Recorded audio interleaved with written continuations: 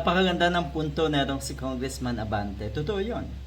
Kailangan talaga ng ating bansa ng isang pangulo na matino at malinis. At kung titignan natin si Sara Duterte, wala yan. Hindi siya matino, hindi siya malinis.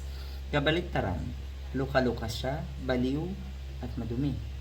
Ang ibig natin sabihin ng madumi, yun yung sinasabi ni Montolfo na etong si Sara Duterte ay napakaraming baho. Bukod sa pagiging luka-luka at baliw nga, bobo pa, sabi niya, napakarami pa rin daw o napakarami din daw na baho na dapat talagang malaman ng mga kababayan natin. Sa pantaha ko, alam yan, sigurado, ng ilan sa mga diehard na taga-suporta nga netong si Sara Duterte. Kung bakit naandyan pa rin sila at tila ba puring-puri pa rin.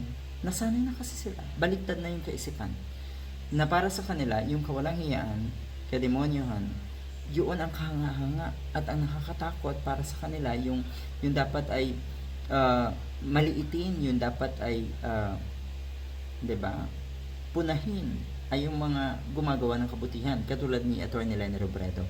O ayan, kailangan natin ng Pangulo na matino at malinis. Mayroon bang complaint si Leni sa corruption compared to the Vice President ngayon?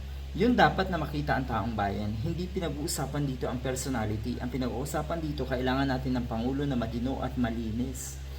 Totoo naman, winnable. Sige, etong si Sara Duterte. At yan ay nakakalungkot na katotohanan. Dahil madalas kong sabihin, winawalang hiya na nga ni Sara Duterte ang kanyang mga taga-suporta, tuwang-tuwa pa rin.